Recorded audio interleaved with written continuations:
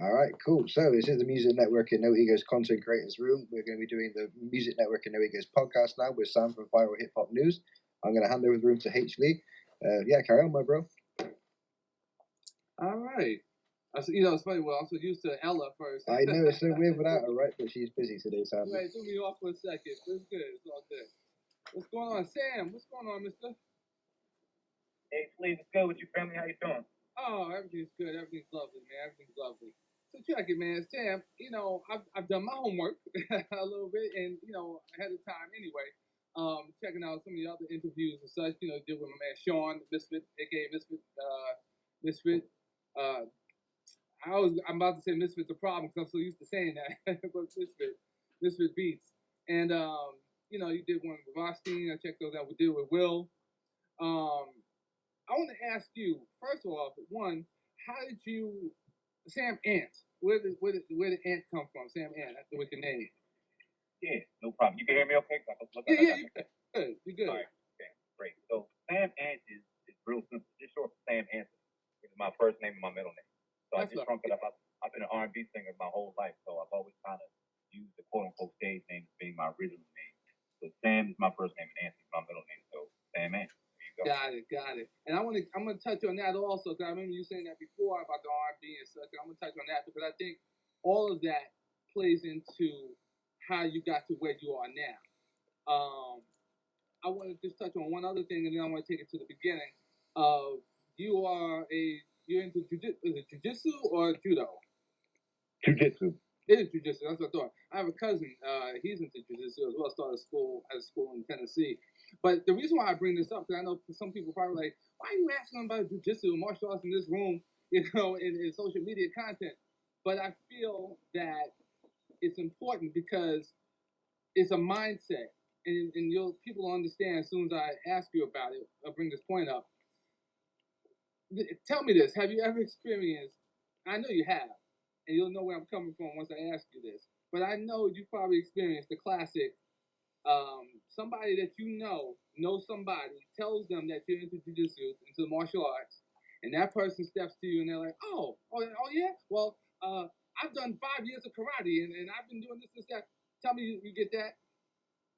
Oh, I've gotten that forever. And the funny thing is, I got it from my son. My son is 13 now, and he got his black belt in martial arts when he was a Taekwondo and Tang Soo. He has 2 black belts.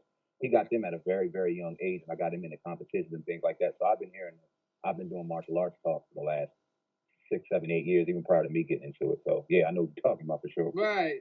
And I say that because I've been in martial arts, and people don't know this, but I'm just saying now only because I let you know I can relate to you for like 20 plus years. Been in it. I've been into Kung Fu. And my thing is, the point of bringing it up is, like I said, to be skilled at a certain level requires a certain amount of focus. And that's usually people who are, at a certain level have that focus. And I know just from listening to you and adding that with the martial arts, it seems that you have that focus. And I just want to, leave that on the table in people's minds to have you take it back now to the beginning for you of your journey that got you to this point with the Viral Hip Hop News. What was the beginning for Sam Ant? Yes, sir. Appreciate you asking that. I love telling this story because the journey has been a journey full of hurdles and obstacles and ups and downs as I continue to go through that journey and continue to go through those obstacles and those ups and downs. Right. So the origins of Viral Hip Hop News started in about 2017. And what was going on in my personal life was I was in an R&B group, signed to a label out of New York City. And I was also working full time in a casino in Atlantic City. I was doing private security in that casino where I was escorting all the celebrities that came through the casino, whether they were doing a show or whether they were doing a nightclub appearance. I was their personal security. So I was doing my music, I was doing my work, and I also had children. So I was doing my family man thing as well. And my cousin was actually involved in blog talking, and someone suggested that he start his own YouTube channel. So my cousin he wasn't as vocal as I was. He was kind of behind the scenes. He liked working the camera and doing things like that. So when he began to start his YouTube channel, he asked me to come on and kind of give my thoughts and my opinions on basic hip hop and music topics, being as though I was in the game. His platform at the time was called Hiphop News Uncensored, just started. It was about at 3,000 subscribers, which I was shocked about. Like I said, my cousin wasn't much of a talker. I didn't think that he would be on camera doing what he was doing. That was supposed to be my job. So when I saw it, I was pleasantly shocked because I knew that my cousin was on to something. And at that moment in time, because my music wasn't going well, my job I felt at the time was leading me to a dead end. I needed a change in my life. So I sat back, and even though that was my younger cousin, and even though I was the leader pretty much throughout our whole lives, I took a step back and I listened to him, and I was like, okay, let me figure out how he's so successful in this, and let me see if I can replicate it. So throughout time, he began to interview me, and those interviews started gaining some steam. We were talking about various hip hop topics, and people started really taking attention to it. So then we got on the camera, behind the camera together, and we started articulating our feelings together. And the chemistry was insane because we've been doing this our entire lives, and people started really gaining a reception from that. So one day, one of us said, "We're living in a viral hip hop revolution," or something like that, and that sparked my mind. Like, whoa, let's start a platform where it's you and I. You have your channel. Let's have our own channel, and we call it Viral Hip Hop Revolution. He's like, I love the idea. So we're about to launch the platform, and he's on his way on vacation, and his page, Hip Hop News Uncensored, gets hacked. So now my cousin's focus is on making sure that his platform, his personal platform, is okay because at that time he quit his job. He started gaining revenue, a very substantial amount of money to do what he's doing. So he leaves his job. This is his full-time gig. So now his main job is in jeopardy. So this is his focus. So now I have this thing called Viral Hip Revolution sitting here, Viral Hip Hop Revolution. What do I do with it?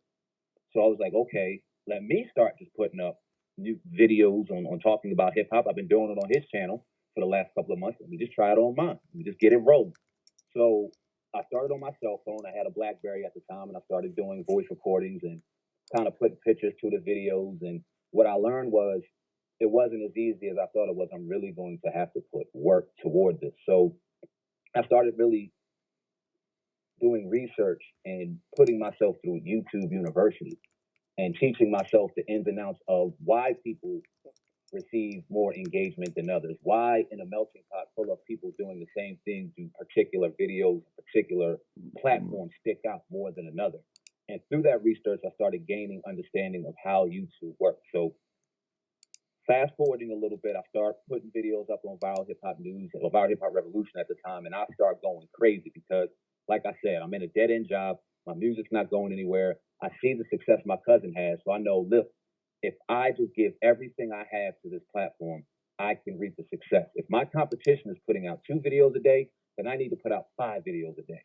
I need to go as hard as I possibly can so that YouTube can start looking at me and giving me some attention and start putting my videos at the top of the list. Well, make a long story short, from 0 to 6 months, I went from 0 subscribers from Viral Hip Hop Revolution to 125,000. And that platform that was supposed to be our podcast ended up being my new platform. So we had 2 platforms. And then we eventually started that podcast that we were talking about originally, and that was called the Uncensored Truth Podcast.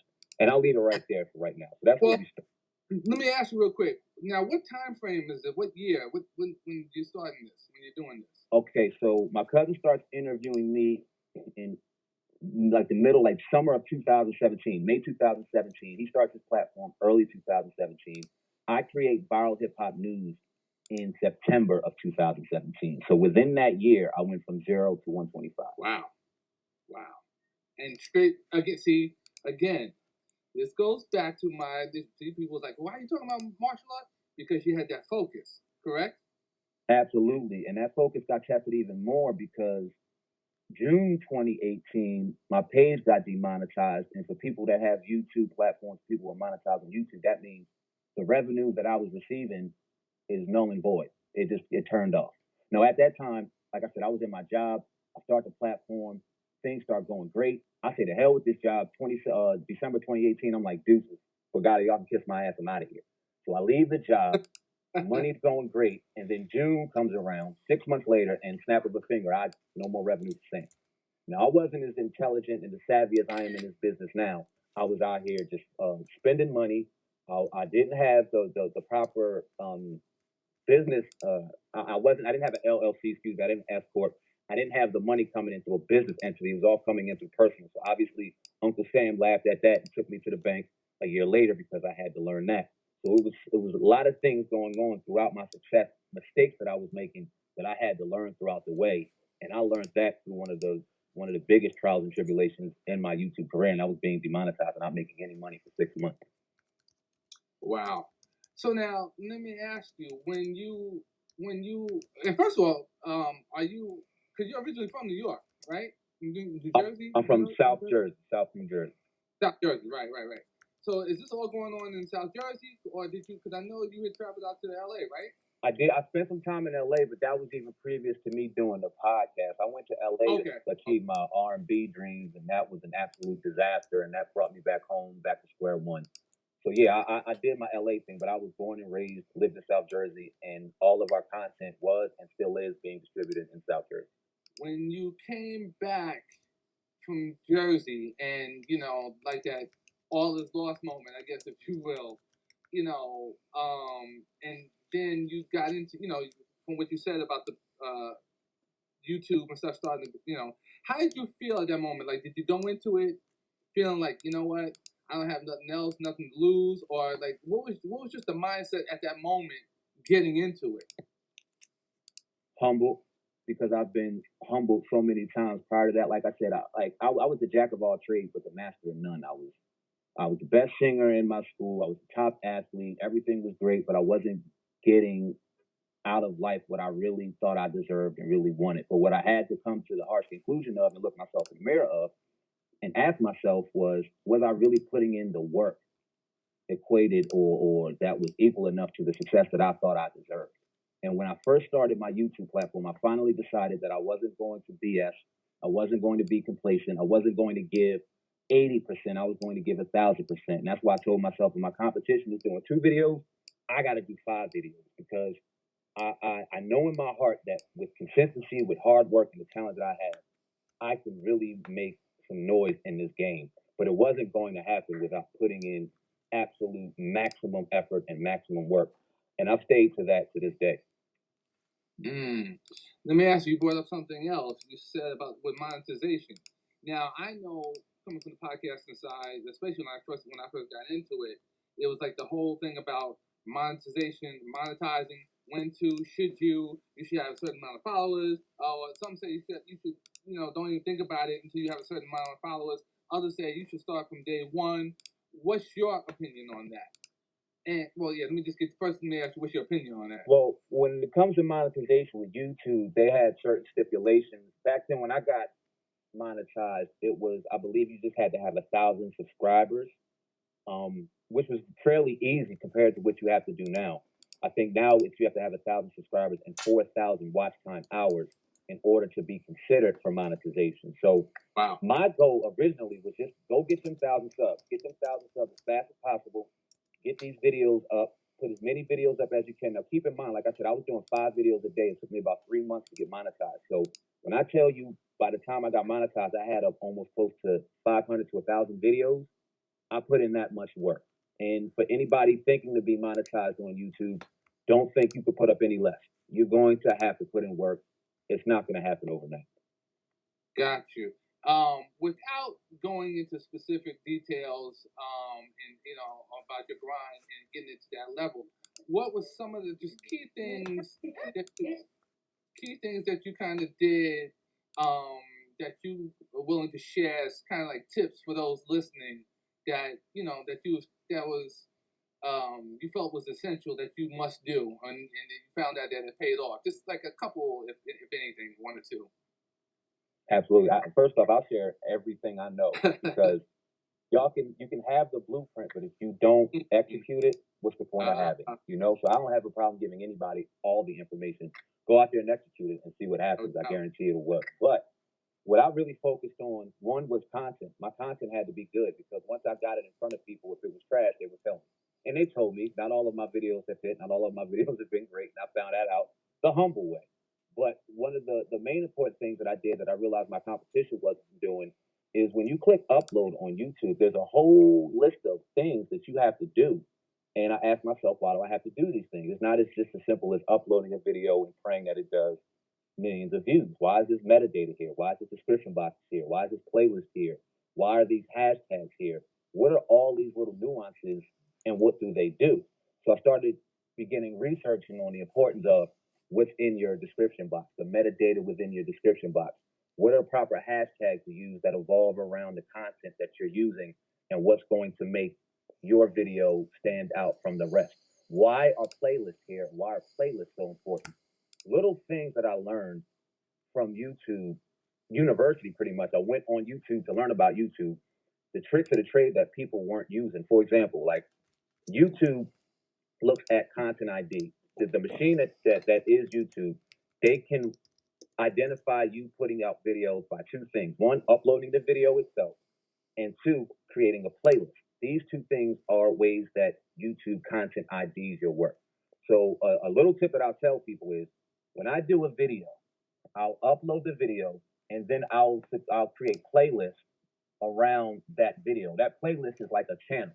You got your YouTube platform. Your YouTube platform is your broadcast network, and every playlist you put under there is a channel for your subscriber to link to. So if I did a video on Master P, right, for example, I got Master P, I got Toronto Raptors, I got Rat Snacks. Anything that associates with Master P is involved in my playlist. So if somebody wants to look up Master P, they're going to find 17 videos that I did of Master P, and they actually may find my playlist. And once they click the playlist, they're going to get all of my content of Master P. This is a good way for YouTube to identify, oh, this guy, this girl, this person's putting up videos. So essentially, if I put up a video, I upload the video, that's one content ID. And then I put 4 or 5 playlists on there. I just uploaded 6 videos, according to YouTube, from one upload. Does that make sense? 100%. 100%. So now, what's one of the most common mistakes you think? Well, what's a mistake that you found that you made, and then that you would kind of warn people against? Don't ever think, yeah, you're good, brother. Don't ever think you're done learning. You know, like I said, I went from 0 to 125 in a blink of an eye, and I got comfortable. I got comfortable thinking that YouTube's algorithm doesn't change on the daily. I got comfortable thinking that the little things that I learned and got successful with was enough.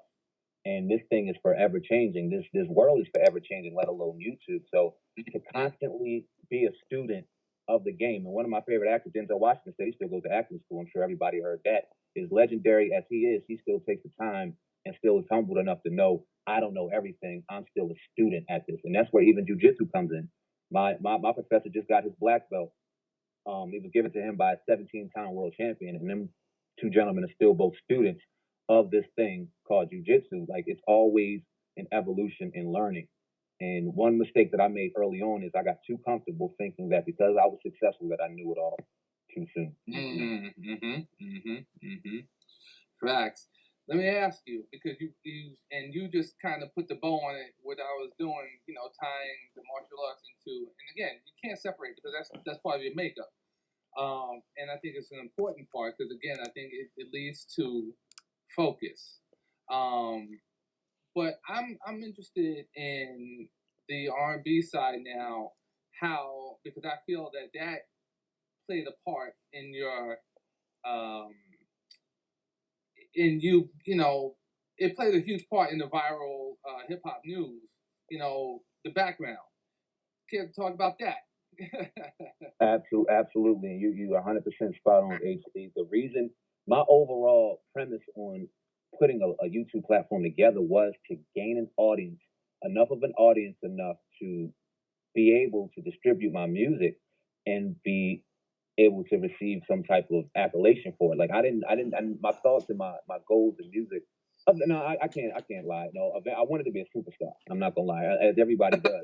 So Right. once I gained older, and once I got older and understood the business and understood the dirty side of the business, I realized that I don't know if I'm willing to sacrifice what it takes to be in that public forum the way that I thought I wanted to be. So if I can just put together an audience to where they just appreciate my art, appreciate what I'm doing, and I can, gain some type of revenue for that, I'm cool with that. So I don't need a million people. If I get a certain amount of people to just believe and love me, then I know I'm on a winning track. So my whole goal was just to get people to follow and to rock with what I was doing, so that eventually I can get back to the music and start dropping the music. And there you go, I'm back in the music scene, which is still a goal, and I'm almost there now. Now I'm curious because, and I want to get into that before we ever sign off. We're going to get into what the goals are, current goals and stuff like that. But with the R&B, what time frame is this? What year? What time frame are we talking? What you mean? When I just like kind of when you was doing 2017, like I said, I was signed to a label. Say that again. I'm sorry. Yeah, when you was doing the R&B, when you was doing your R&B thing, when you was doing that on the scene, what year, what time frame are we talking? I got back from California in 2013. I got with my group 120 into the late 2013. We signed to Rock Boy Records in 2014. So let's say about like 3 or 4 years before I started Viral Hip Hop News, I was really heavy into the music. Okay, so you said you signed to Rock Boy? Yes, sir. I was signed to Rock Boy Records under the producer Dr. Period. He produced Annie Up, Paymon. He did a lot of New York boom bap stuff in the early 90s, or mid 90s, early 2000s. Let me tell you something. At a later day, you and I need to have a conversation, man, and compare notes, man, because there's a lot of things that we can compare notes on history wise and stuff.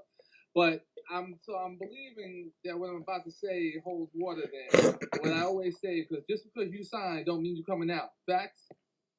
Is that something? It's safe to say that that's what you experienced. Signing that contract in 2015 was the dumbest thing I could have done. Mm-hmm. The dumbest thing I could have done. I left Rock Boy Records in 2018. I didn't leave that contract until 2020 because I signed bad paperwork. I didn't know what I was signing. Like I said, I just came back from California. I have my son at the time. My daughter's on the way. And I knew, looking at myself in the man, I just had to do better. And I knew that even though that contract may not have been the best for me at the time, my talent, so I thought, and my work ethic, so I thought, will kind of overpass the nonsense that I just signed. And nah, that wasn't the case at all. Wow. Yeah. So you're out there, and now while you're out there in LA, you're meeting your people. What's going on? I came out to California because one of my best friends was doing production with a brother named Lenny Nicholson, who's actually the husband of, what's her name, Anne Marie. And they were doing a lot in Los Angeles because he was going back and forth as a producer. He came home from Jersey one day and said, listen, I got this opportunity out here. Things are popping. If you could get out to LA, we can make something happen. And that's all he had to tell me, because it was always like, once I was determined and once I was focused on something, it was getting done. And I got out there by hook or by crook. I got out to California. And when I got out there, it was absolutely nothing I expected. In fact, my brother, who told me it was a great idea to go out to California, didn't end up making the trip with me, ended up kind of bullshitting me, for lack of a better term. And I was out in California by myself for 3 or 4 months in Southern California, not knowing anybody, not knowing my surroundings, not knowing my area, not knowing even the doors to tap into to try to even put my music out to people. It was a rough time, but a learning experience to say the least. Man, so now you then say, "Hey, you're gonna come back, right? You're making your way back to, because what was that moment that you say, hey, you know what, I gotta head back to South Orange?" It's great. That's a great question. I was actually a childhood friend of mine who I was in a group with in high school. His name is Rob Bay, songwriter. He wrote for Chris Brown and Rihanna at the time, and he was living in Los Angeles doing his thing. I got to link up with him, and he could see in my eyes I wasn't feeling it. Like from a look perspective, I still had the look. From a talent perspective, I still had the talent. But my heart was not in California. My heart was with my son in New Jersey. So he said, look, Sam, I'm going to tell you something that you may not want to hear. I'm going to tell you something you may not like. He said, go home. I said, well, what am I going to go home to? I left my job. All my money's out here. Like, I'm going to go home and go back to that job. How can I look to my son with that? Like, how can I look at my son knowing that I failed? He said, you're failing worse here. He said, your son needs you at home. He said, anything that you think you can do here, you have the talent to do at home. The next week, I got on the plane and went to home. Wow. And so you land, you get back, and again, and I know you spoke of this a little while ago, you're back here. And I mean, again, just to reiterate, it wasn't like you left there and had a plan and said, "Hey, you know what? I'm gonna just go back and I'm gonna do my YouTube stuff." No, it was a huge struggle because then I had to go back and deal with the things I was running away from, my son's mother. You know what I mean? Her and I were on the house, so I had to deal with that uh, face up. I had to look at that face to face and deal with that. I had to go back to a job I did not want to go back to. I had to go and walk back in that casino and ask them for a job again because I had to humble myself. I had to get a new car again because I left my car out in California. I left my clothes out in California. So as how old was I at the time? A 28-year-old man, I pretty much had to start back from zero, back to the things I feared the most, and some of the main reasons why I ran off. I had to come back and face like a man and deal with those things. And God and the universe told me, you can't run away from your problems. It's as fast as you run and as brave as you think you can run, it will follow you until you face these things head on. And I was humbled in having to face them head on, and it was a blessing in disguise. You know, you said a couple of key things: fear, humble. You know, and I think these are points that I want people to hone in on because you know your YouTube is successful. You know, and I don't know. You know, I'm sure you have your goals in your mind. You probably like, you know, it may not be exactly where you're at or you're comfortable at. You know, you probably may have more that you want to do, but for the most part, right now, you're doing well. you know, Appreciate that. Thank you. your numbers is up. I've checked out a couple of them, you know, aside from the moderators and the people and you know in the No Egos room, and I mean you're doing well, like you're doing your thing. Um, but I just want to, you know, again reiterate the points that you made that you said, like, look, you didn't just jump up and say, hey, you know, I'm gonna do a YouTube channel.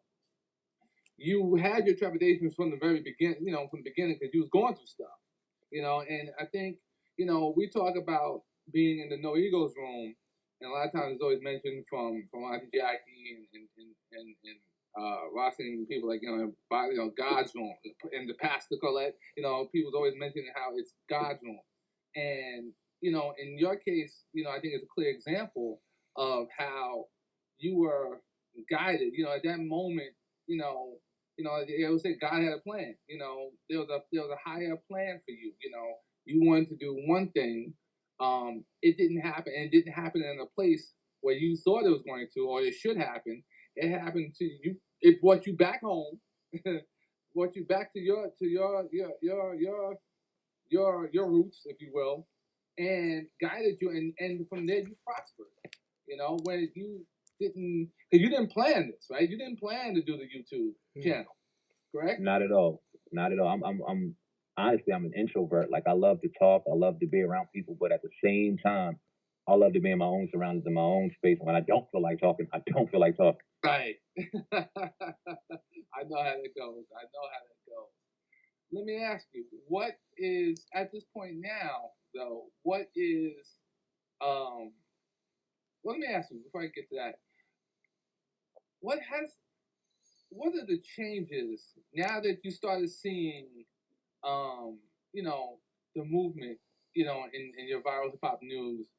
What are the changes, if any, like in terms of how people react to you as opposed to before? You know, was it a case of like Mike Jones? They used to not know me, now they know. You know what I mean? Like, you know, or have you found because of viral hip hop and your presence on YouTube and such, more doors are opening? Like, what's been the feedback since? Surprisingly, I've seen the opposite. You know, like I'm blessed enough to do a lot of views. I do 1.2 to 1.3 million views a month. Like I'm really blessed to be in a position that I am. So to think that people around me don't see the videos when they're involved in hip hop culture and I see the things that they're reposting, I'd be crazy to think that they don't see my videos. But at the same time, I don't look for that. It's a certain level of validation that I think comes with that, and I'm not looking to be validated by my peers. I'm just trying to put out the best work that I can, and when the time is right to be validated, I will be validated. So when I say it kind of happened on the reverse, you see kind of people looking, but they won't say nothing. You see people reacting, but they won't say nothing. You see people kind of putting attention toward other videos that you know that they've seen yours. Kind of like doing that with the passive aggressive ass hate kind of thing. You know what I mean? But it didn't bother me at all. And then once we kind of got popular in the industry, or got popular with our videos, the industry looked at us like, they're not signed to us. We don't know them. We're gonna kind of stay away from them. Like I got a few stories about some people in the industry that I was like, man, dude, you corny. But it's all in the game. We're doing, I think, humbled and happy, and man, that's where we at. I know, but to see, I honestly did not start seeing doors opening for me until I got into this No Egos room. I'm gonna be 1,000% honest, and I did not even want to get in the clubhouse because that wasn't my thing. And one of my boys came and said, "You know what? Won't you go into this clubhouse? There's a couple of rooms in there that's built for networking." So I gave it a shot, and the opportunities that have opened and the doors that have opened from just being in these rooms and networking with people, I've seen more of a positive change from this than I have doing any major interview that I've done the last 4 years. Wow. Yeah. At the risk of sounding like God's room, right? Yeah. Yeah, but it's true. What's some of the goals, to further with hip hop viral news? What's the viral hip hop news? What's some of the further goals for it? Well, like I said, I'm blessed to be. We get our content is distributed on 3 major platforms. My platform being one of them that I individually own. My cousin owns Hip Hop News Uncensored. He started the year before me. He's at a little under 900,000 right now. And then we have our page together, which we distribute our podcast content on. That's a little under 80. I think now it's about at 80,000 subscribers. So short-term goals is to get our third platform up to 100,000 so that we can get our plaque. That's something that we worked for. I want to get my platform to 1 million and beyond. Like when I don't want to have my goals too far out there, but we're looking to be the best hip hop platform out here, independently owned, our own independent studio, our own independent media. We're looking to be the best out here. When you think about the best that do it in hip hop, the Breakfast Clubs, the Vlad TVs, the whoever else you want to throw in there, the Hot 97, whatever the case may be, you got to put us up there too. And we're not going to stop until we get there. And if you can't tell by my work ethic in year 4 that that's not going to happen, then you're not looking in the right direction. No doubt, no doubt. Let me ask you, just brought something else up come to mind. So in terms of, and I know you mentioned another person before, but is it primarily just you with viral hip hop news now, or do you have you with the monetization, was you able to morph to like a staff, or like how is it, or is it like all the pressure still remains on you? Are you able to delegate, or it's delegated to you? Now, when it comes to the content itself, when it comes to the YouTube content, I am primarily doing it myself. And like I said, when my cousin and I, we do our podcast or we do an interview, we distribute that content individually throughout our platform. So if he sees a piece of the video he likes, he'll distribute it on his. I see a piece of video, I distribute it on mine. But I am blessed enough to have staff of writers for my website, and that's one thing that I definitely needed, because the website is so important, so vital to the YouTube platform. People don't understand because all of that runs through Google.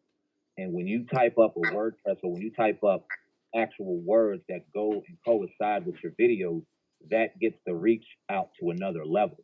So for me to distribute the content, for me to create the content, for me to market the content, it is virtually impossible for me to also write the article to the content. So I got a young team of writers.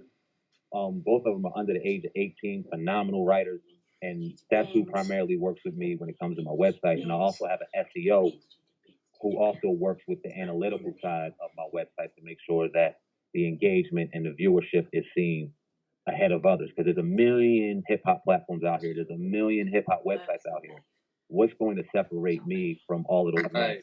Get me out of that hate, you know what I mean? That is going to make me shine amongst the rough.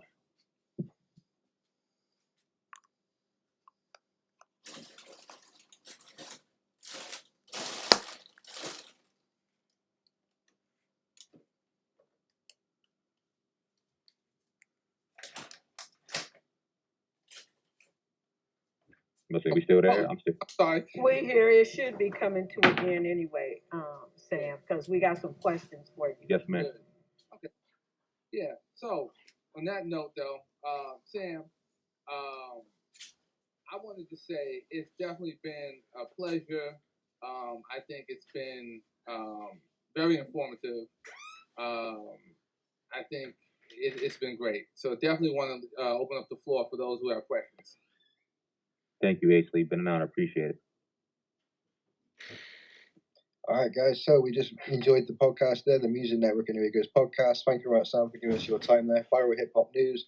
Go check out all the platforms and see what he's been doing. It's fantastic content, man. Highly recommend it. Myself and Rothstein and other members of the team have been on there. Fully recommend it, man. So, has anyone got questions for Sam? Because he's got a lot of knowledge in this field, so you want to be picking his brain for sure. Hey Sam, I got a back channel, and the back channel question was, how do you pitch yourself if you do pitch yourself as talent for other outlets? So, like, how do I receive interviews? I'm trying to understand the question. Don't ask me. I just got the question is how do you pitch yourself if you do pitch yourself to other outlets? Okay. So I'm not sure. I have to go back and see, but I'm not sure if they were saying like to cover the event or yourself as talent. I would assume because of the question, yourself as talent. If I'm wrong, they'll hit me.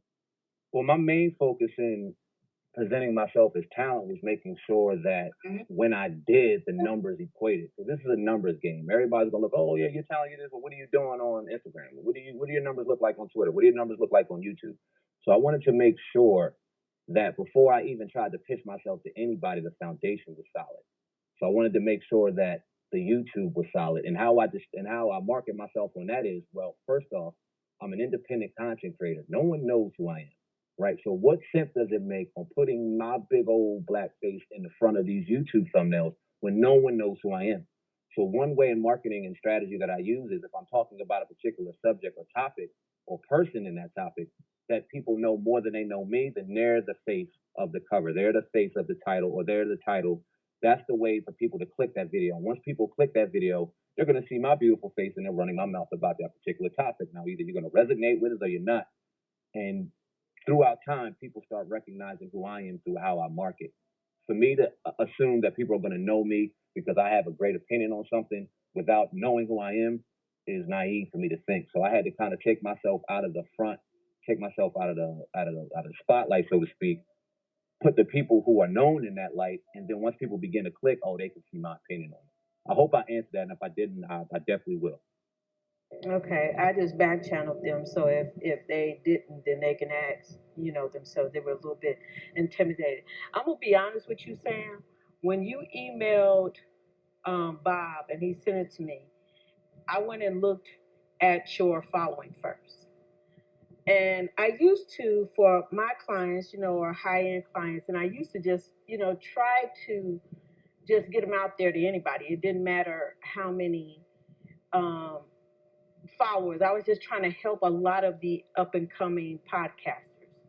I recently stopped doing that because people were taking the opportunity to pitch their series, to my network head, pitch their clients to the owner of the magazine. Just they were doing very unethical things. But I have listened to your podcast, and I love the way you ask the questions that everybody wants the answers to, and you leave yourself out. It's not about you, it's about the person that you're interviewing. So I will be contacting you soon to pitch the head of Fox Soul to you, as well as the owner of She or the publisher. Jackie, that truly means the world to me. I really genuinely appreciate that, because that's exactly what we try to do. We didn't go to school for journalism. We haven't been in the game for 10 years, 20 years and beyond, but we did make sure that we took ourselves out of it. Like, I could be pitching my music all day long. This is not what this is for. I'm trying to put out and articulate a message. I'm trying to do it in a professional manner because we want professional people on our platform. So we can't just act like we don't have journalism degrees and haven't been in the game for 20 years. We got to act like, yes, we have been here. We are comfortable here, and we know what we're doing. We're going to do it in the right professional manner. So to hear that is an honor. I thank you so much. I appreciate that. Well, you're doing well on YouTube, because when I went to look up that information on Kevin Samuels, because once a day, like when I'm exercising, I look at the trade magazine, entertainment, to see what's. And your podcast was the first one that came up. Hey! Thank you. Hard work.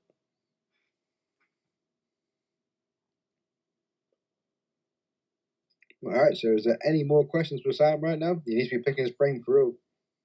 He's an absolute genius in the room. Hey, Sam, I got a question. Sure, Ali. Hey, man, congratulations, first and foremost, man. I always enjoy talking to you, brother, so it's always a plus to hear you speak and those kinds of things. Let me know if it's too personal. I did not know that YouTube could demonetize you. How does that actually happen? Because you're the first person that I've ever heard has been demonetized on YouTube. So how does that happen? If you can't talk about it, I understand, but I just want to know. I'm an open book, brother. You know you're the man. I appreciate the question. Absolutely. I definitely will share it because I don't want it to happen to anybody else. Like I said, it happened to me during a time where I couldn't afford it to happen. It was a dagger to my soul. And to this day, I can honestly tell you, I still don't know why I was demonetized. Now I do know it happens on a more consistent basis now because YouTube has definitely got stricter on who they allow monetization to. Why, and that's also why they up the requirements on monetization. And a lot of times they say it's because of reused content. Now, the gray area with that is if I was, let's say, for example, I was demonetized for reused content. Well, like I said, my cousin has his own platform. I have my own. We do a podcast together and we distribute that content over our various platforms. Why do we do it like that? Because we're unknown. No one knows who we are. So if he has a platform that has 800 some thousand, I have a platform that has 200 some thousand. Why not get our content out to those million people? Whoever and wherever they watch it, it's a win for us. So a lot of times maybe YouTube seeing videos with two faces that were the same and assuming that, okay, this dude, because his platform is smaller than this dude, is reusing content. I don't know if that's the reason why. Honestly, I'm not sure. All I know is that it happened. And when it happened, it was a check to myself like, okay, if you just told yourself that you aren't going to bullshit on anything else anymore. You bullshitted through music, you bullshitted through school. You said you were going to take this to another level. So now you're not going to do it because you're not getting paid. You got this YouTube platform, you got this podcast, you got people looking at you now because you're not getting paid, you're going to quit. So I took that as a challenge, a personal challenge, even though I was receiving $0 to go as hard as I could in it. Because if God led me in this direction, he wouldn't leave me all the way here just to tell me, nah, dog, don't do this no more. Now, this is a hurdle, and I had to identify the difference between a hurdle and something really stopping me from doing something. So yes, being demonetized is very real. In YouTube, if you get a YouTube platform, be prepared for anything to happen. That is including being demonetized for even distributing your own content. What are you going to do after that? Now, fortunately enough, YouTube has kind of loosened up their because see at the time when I got demonetized, there was no arbitration. There was nobody that I could talk to from YouTube. There was nobody that I could argue my case to. I got to somebody on YouTube via Twitter because I was so sick and tired of being broke that I was just trolling anything I could. And then they reached out to me behind the scenes and said they would look at the situation. And 3 months later, I got demonetized. Now, if you get demonetized, there's certain arbitrations and certain things you can go through to prove that whatever they demonetized you for wasn't necessarily the case. And you have a better chance on receiving your monetization back from YouTube a lot faster. Got it. What second question. Did you ever think about going back and getting another regular job, air quotes? And obviously you didn't. So what stopped you from doing it? What was the thing that in your mind said, man, I'm all in on this. I'm not going to look for another gig anymore. This is what I'm doing. Thought about it a million times. Throughout that 6 months, I thought about driving Uber Eats, stripping, going back to Regatta. I thought about it all because I couldn't sit here with no money. I couldn't do it. But like I said, I've done this before. A couple of years back, I was in Cali with no money, struggling, and had to go back home and had to go through the same grind.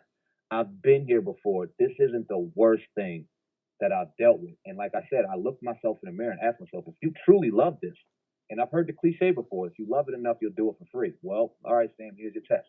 If you love it enough, do it for free. And luckily, my cousin really held me down. And shout out to my cousin, man. I love him as my brother to the death because he was still monetized and he felt it with me. So luckily enough, I was able to distribute content on his platform still, and we kind of broke bread a little bit to where I wasn't flat broke during those months. I was receiving some type of revenue, and that gave me the motivation to at least keep going and not go to that side gig that although I needed that monetary value at that time, but what and how much time would I have taken away from doing this, going and putting 8 hours to that job? I also had to tell myself that because when I was getting popular on YouTube and I was really putting in steam, I would take my computer to that job at Brigada, and I worked night shift at Brigada. I'd sit there on the computer and upload videos all night long. And my peers would laugh. They go, what are you doing? Oh, he's doing a YouTube thing just like Sam did the music thing, blah, blah, blah. And then 3 months later, when I was quitting that joint, they're like, oh, wow, he's serious.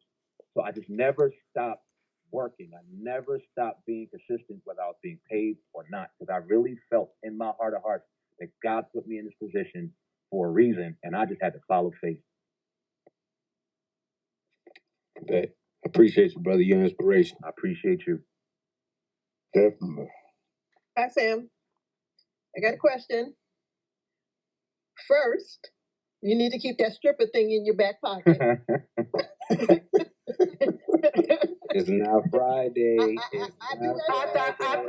thought I heard stripper. I said, no, maybe not, because Higher Wapta definitely would have said something, but I said maybe I was just hearing something. You better stay on mute, huh?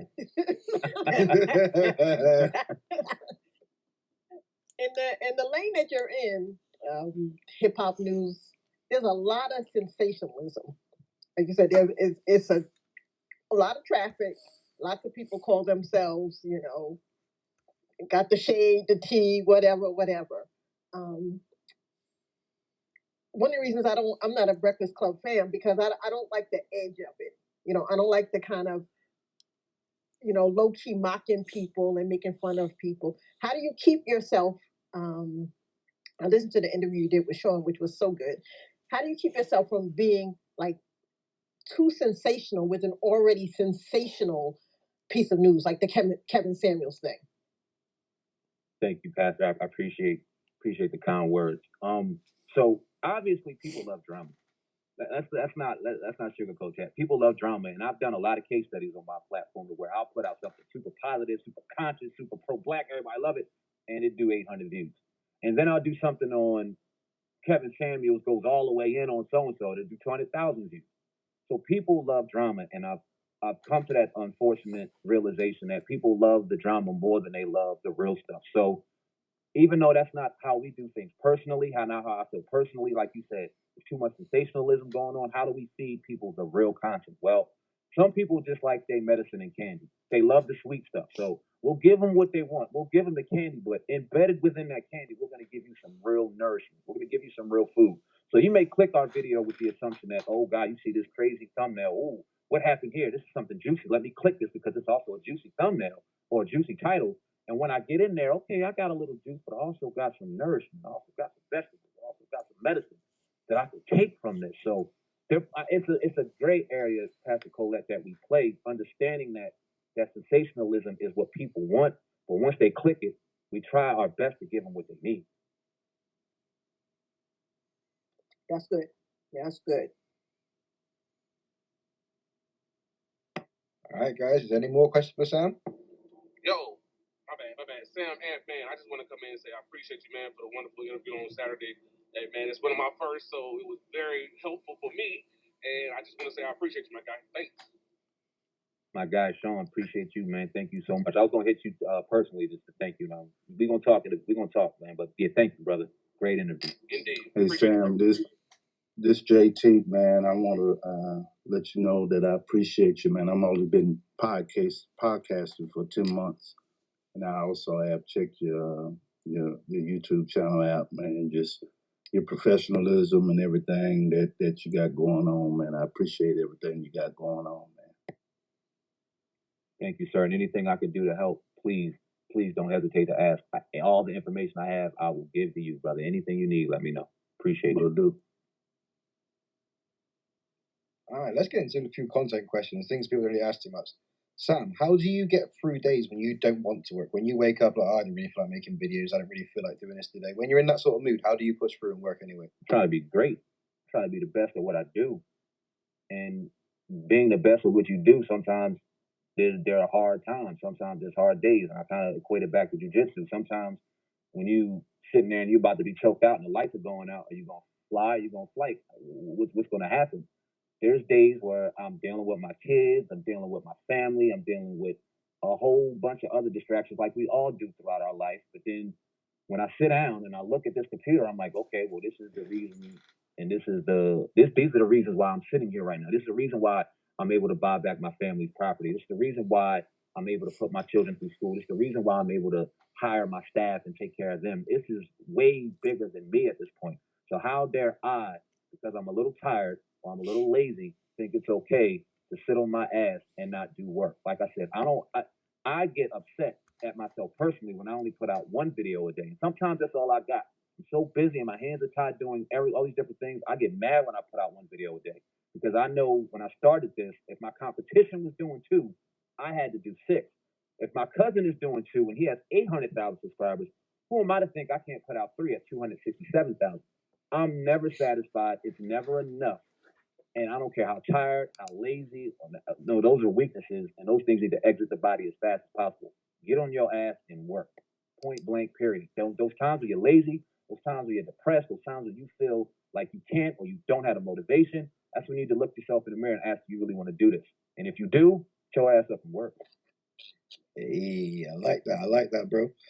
So you have a lot of different platforms. You're on a lot of different social platforms. What is the easiest platform you find to drive traffic to? Will it be your YouTube or your website?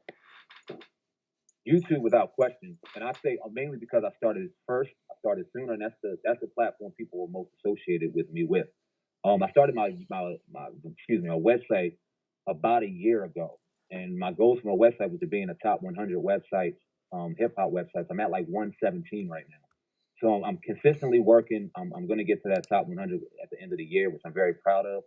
But the traffic for the website is completely different than traffic in YouTube. I know that once I put in metadata, once I put in the proper title and the thumbnail, and if the topic is hot enough, I know that that's going to go. I'm not so sure when it comes to the website yet because it's so new, but I'm steadily grinding on it. Eventually, I'm hoping that the website overtakes the YouTube because there's a lot more to gain from the website than the YouTube. But for now, it's YouTube, and I'm fine with that. As long as it works, bro. I believe Jocelyn has a question for you. There, Joss? Yeah. So I was never like one to sit and watch YouTube, honestly, but I know it's a huge platform with like a broad stretch or reach for people. I recently had decided to launch a YouTube, so I'm just in the very beginning inner workings of that. And so my question is, on average, what is like a good size length of YouTube video that you should do? Because at this point, I'm basically sitting on a year's worth of content that I've created for being a comedian, a lot of stage time and events and stuff like that. And if you go to my YouTube now, there's only 3 videos that I think that are public. And the length of video that is good. And there's another question in my brain, but my ADHD is just totally blocking me. So we'll just start with that first question. Thank you. No problem. Great question, Jocelyn. So pay attention to your YouTube analytics. There is no rhyme or reason on how long a video should be, but I'll give you an example. Like YouTube, if you create a 10-minute video, right? YouTube used to allow you to put ads in between that 10-minute videos. Now the ads are important because the ads are how you get paid. When you get monetized on YouTube, YouTube puts ads in the beginning of your videos. You start seeing videos in the middle of your videos, and at the end of your videos. Those ads are how you get paid. So if you put up a 10-minute video, you can start adding or putting ads in throughout the middle of your videos. And once people click those, obviously you gain more revenue. YouTube has recently moved that from 10 to 8. So my original thinking was when I seen these 10-minute videos, okay, I'm going to make more money if I have more 10-minute videos and I can throw ads in those videos because obviously the more ads, the more pay. Not necessarily the case because if I put up a 10-minute video and my YouTube analytics show me that only 3 minutes and 42 seconds of this video is average in watching, then I have a whole 6 minute, 26-second, 28-second video that isn't being watched. So that's dead content. So what am I doing with that? Pay attention to your analytics. And if your and this is another thing, this is very important. YouTube suggests and promotes your videos based off of that watch time and based off of how frequent people are watching. So if I have a 10-minute video and somebody's watching 2 minutes of it, and that's at like a 15 to 20% clip, but I have a 3-minute video that people are watching 2 minutes and 50 seconds on, and that's at a 70 to 80% clip, YouTube is more likely to suggest that video over the video that's 10 minutes because people, according to YouTube's analytics, are watching that longer, are engaging in that more. So my suggestion is, and what we do, if we do an hour interview, there's no way in hell you're going to see that hour video on my YouTube platform because I know it's going to be so much dead content on it that you're not going to watch. So what I'm going to do is I'm going to say, all right, if I ask you a question about subject A, that certain topic is going to be my video. 3-minute video, I'm in and out. And then I could take another clip from that same interview and I could clip that out to 3 or 4 minutes. Or if the conversation or the segment goes 6 or 7 minutes, so be it. I'm not most concerned on that 8 to 10. I'm most concerned on how long my subscribers are watching my video so I can stay within that time frame for where I know YouTube will promote my video. And it also gives you the capability, if you have an hour interview or hours worth of content, to chop that up and turn that one video into 10 or 15. Now, mind you, when you turn that one video into 10 or 15, and you also add playlists, now you're taking 15 videos, and according to YouTube and content IDs, you're taking 15 and made it 45, 55, 60. So you just have to really learn how to maximize your content, and don't get too caught up in, oh, this is a great video, people watching. The people will tell you if they're watching 3 minutes of it, then you need to cut them shits up and make sure that people are watching all of your content and making sure that the percentage is as high as possible because that's how YouTube ultimately promotes your product. Amazing answer. And yeah, I did have a friend who was trying to go down that road of getting monetized on YouTube with like a baking show or something. And yeah, he kind of shed some light on the whole, like, yeah, the watch thing. Or like, let's say somebody's watching your video and they get like a minute in. If they jump to the end of like to the last 5 minutes of it, you don't get that watch time credit. Correct? Is that correct, Sam? Yeah. So what you're saying is, if somebody's watching my video and they skip from minute 10 to minute 25, will I still get that watch time? Yes, that's the question. Technically, yes, because they're still on your video. They're still engaging in your content. Now, will you get those 10 minutes that they just skipped over? Probably not. But you're still gaining watch time minutes from that. Now, how that works in the percentages, I'm not too sure.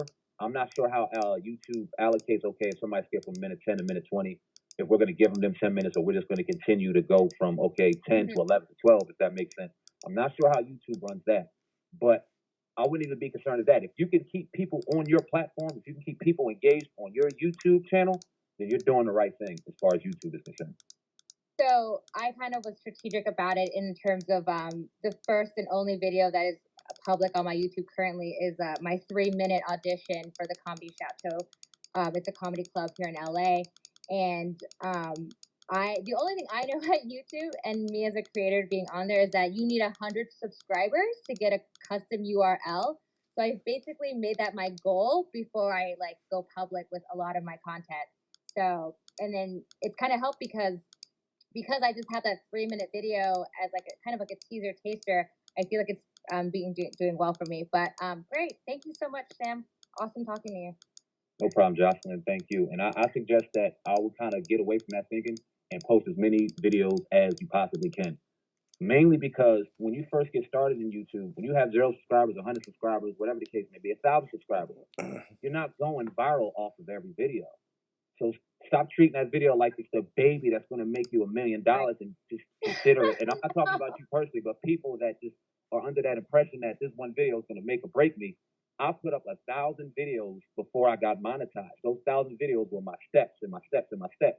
And you go back to some of my older stuff, they got 38 views, 42 views, 78 views. I could do a video right now, and if people aren't liking it, it's going to do 700 views. I got almost 300,000 subscribers. So just never think that that one video is going to take you to the next level. Just keep working, stay consistent, keep going. Thank you so much. Yeah, no, I'm not thinking it's a golden ticket or anything, but for me, it's just my OCD, ADHD kind of plan of action to try to get my friends and stuff to subscribe. But again, thank you so much for the conversation, Sam. Appreciate it. Thank you. I appreciate you. He unmiked, so I don't know if he wanted to say something. Hey Sam, what about live streaming? Should we, after you stream, should you go back and cut those up as well? Absolutely, without question. And that's one of the tips that I use and what I was trying to do with even some of the moderators that I've interviewed on here. And and for the people that have interviewed me, I'll ask a question that's kind of catered toward today around their field. Like I asked Ali about the Black family and how we used to see a lot of programming that was catered toward Black families, Black excellence on TV, the Cosby Show, Smart Guys, Family Matters, things like that. And then I'll take that and kind of use it the same way I used to use the strategies for me. Everybody doesn't know me, but they know the faces I'm talking about. So let me put these faces in there and get that out there so people can start really taking note of the subject, but then taking note of the people within that subject. So I strongly suggest if you find a good piece of content within that live stream that you think you can market, do it. If there's 3 or 4 videos that you think you can market, do it. Take that one video, chop it up, and make it as many videos as possible. I strongly suggest that. Hey, Sam, 2 channels that I subscribe to is DJ Richie Sky and Unwind with Tasha K. And both of them do exactly what you just said. Because even if they're live and the show is 30, 45, an hour, whatever it is, they'll run that, then they'll come back and chop and screw and do it in smaller segments. And I thought I heard DJ Richie Sky say that according to YouTube, you get more engagement between 8 and 10 minutes. So after he does his 30, he's definitely going to come back and chop it up where it's 8 to 10 minutes. And same thing with Unwind with Tasha K. Same thing. Absolutely. It's a proven formula. Tasha K can't stand us, by the way. That's funny. But it's a proven formula because like I said, they came in, they might have came out, they might not have caught a piece, they might have thought they caught a piece. You might have seen somebody that loved that piece and wants to see it again. It never hurts to cut it up and redistribute it. It's only more content for you. You in the Matrix, Sam. I'm sorry. Sam. Can you hear me? Yeah, now we can hear. Yeah, now we can hear you. But Tasha K, all I can say is, because her and one of my clients' family just fell out. Now, tell you offline who it was, because, she kind of kissed her way in. Wait a minute, let me see, is the replays on? Okay, that ended that story. I'll tell you that story. I'll tell you that offline. Yes, ma'am. Real quick, sorry, another question, Sam, because I actually just visited your YouTube channel and I pinned it up top for anyone else who wants to check you out. So I see that you, when did you start your subscription option? Because I just see that like the membership option and what obviously, yeah, how long have you been doing that is what my question is. I've been doing the membership for over a year now, but I kind of slowed down on it. I'm not going to lie, because YouTube, see, they want you to believe that when you have like the channel membership, that your audience is getting exclusive content that you couldn't typically be able to see on the main platform. And we did an interview with Rizza Islam, and he was talking about vaccinations and things like that, just giving his opinion. And I got a community strike for that on my channel membership page because they said that he was giving out false information. Well, I wasn't distributing false information. I asked the man a question. We asked the man a question. He answered it. It was journalism. but YouTube still gets very funny on some of the content that you put over there. So it's a great tool to use. It's a great way to receive an extension on revenue from YouTube, but you still got to be careful what you distribute on there. Amazing. And it doesn't tell you, it doesn't publicize like who's subscribed to you versus who's in your community, does it? Or because I don't think I see that.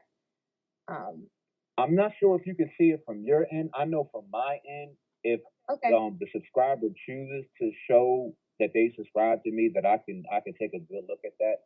I'm not sure from your vantage point if you can see that. I'm not sure if I can see it on other YouTube platforms. I'm not sure about that. But that's just great, because then that just makes me think of, have you heard of Patreon? I feel like a lot of content creators know about Patreon, and that's just what that reminds me of. And I think that they were trying to, excuse me, I'm sorry to cut you off, but I think that that's what they were trying to do. They were in competition with Patreon, because a lot of people were going over to Patreon. They were promoting Patreon on YouTube, and YouTube doesn't like that. They want you to stay on their platform, which is why they started it. But it's still some bugs they got to work out on that for sure. And my last question, do you know if there's any specific requirements to have access to YouTube Live? Because I had heard somewhere that you need a specific requirement in order to do YouTube Live. Because I know on TikTok, you need 1,000 followers to go TikTok Live. So is there anything for YouTube? I'm not sure the exact amount right now. I could definitely look it up for you, but I'm almost certain it's the same as the custom URL. Okay. Once you gain enough subscribers for custom URL, you should fall right in line for live. So that's a good goal of mine then. Thanks, Sam. Appreciate it. Thank you, Jocelyn. All right, just real quick, this is a room reset. This is the Music Network and No Egos Need Help with Content Room.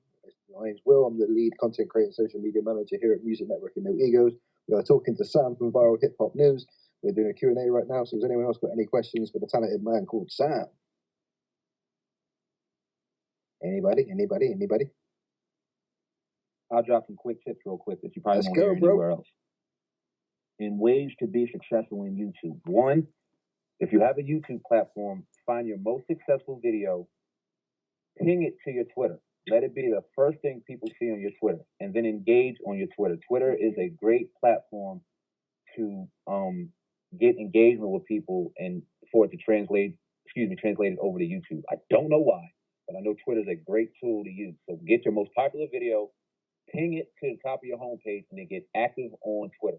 Get into subjects that are relevant to what you got going on. Engage. Get people to go over to your platform to check you out. And that's the first video they'll see. That's a great way to engage. Also, a hidden gem that people don't talk about. Get yourself a Pinterest. If you're on YouTube, get yourself a Pinterest. You don't got to go in there and do a bunch of stuff, but Google is connected to Pinterest. And we also know Google is connected to YouTube. So what I do is every video that I post, I put it onto my Twitter. I put it on my Facebook just because that's just how I'm accustomed to doing. But then I also put it on my Pinterest. Not so I can have engagement. I think I have 2 subscribers on Pinterest. I'm not busy on there. But that's a great way for Google to pick up the metadata from your video on YouTube, to pick it up on Pinterest, to pick it up on Twitter. Now Google's starting to see a trend, and that gives you a likelier chance to put you at the top of the list when people start searching videos. Like when Jackie Turk typed in Kevin Samuels, I guarantee that one of the main reasons why my video stood out amongst the million of videos on Kevin Samuels is because of those little tricks of the trade that I use behind the scenes. And that's how Pinterest has stayed alive, because I have Pinterest too, and I've always wondered how it stayed alive. Cool, great tip, Sam. Thank you. Sorry, Will. Great tip. Yeah, I was just saying that was a great tip. There's no need to apologize. That was a great tip. Yes, sir. What else you got, Sam? What else y'all need, man? I got my open book. I got y'all, man. Whatever you need. What I also will say is this: hashtags. In a little below the description box, you have hashtags. Keep those hashtags between 200 to 300 characters. Don't go under 200. Oh, wow. Okay. I think they give you 500. Don't go above 4.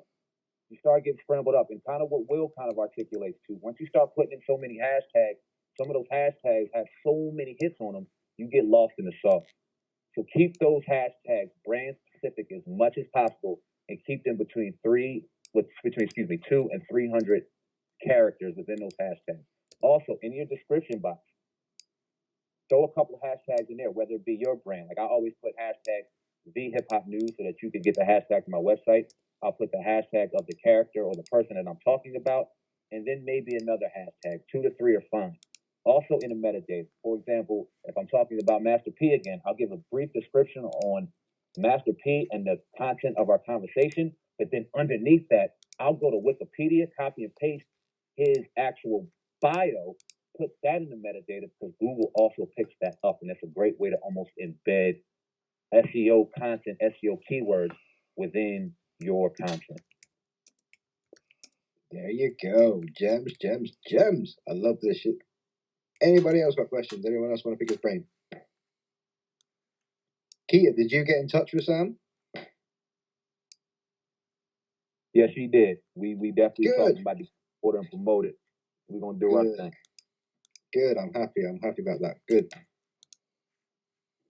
Yes, thank you, Sam. I did. Good. I'm real happy to hear that. So, anyone else got questions for Sam about YouTube or his platforms right now?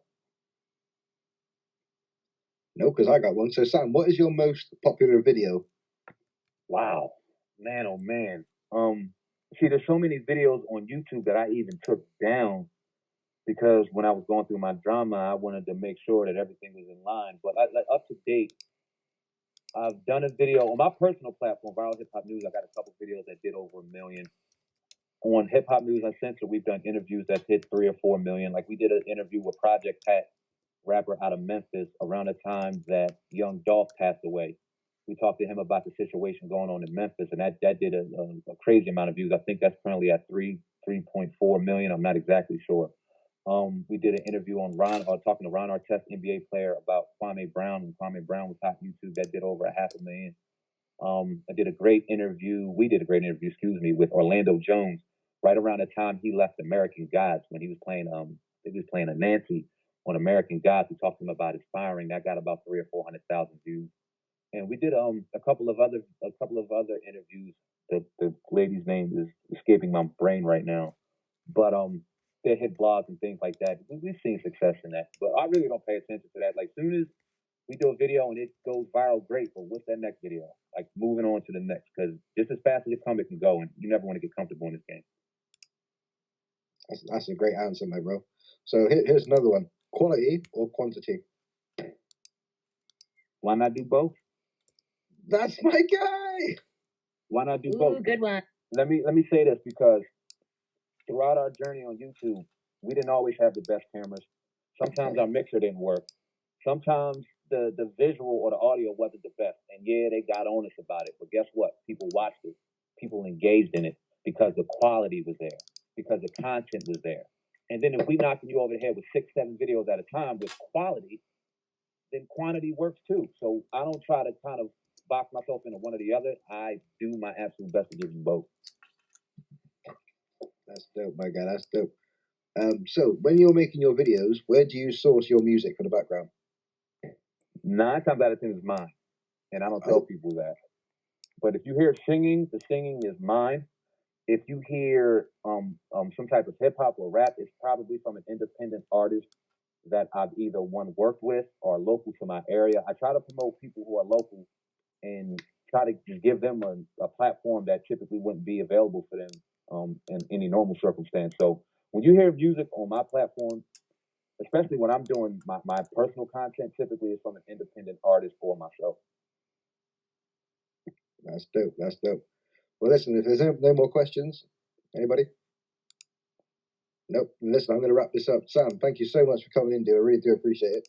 We're only wrapping this up for the purpose of the recording. We can carry on asking questions and carry on talking content, but I just want to wrap this up for the recording. Sam, dude, thank you very much for coming in. Everyone check out Viral Hip Hop News. Everyone on YouTube, his website, The Hip Hop News. He's on Twitter as well. So go check him out, man. Show him some love. Sam, thank you again, bro. And we're going to interview you right now.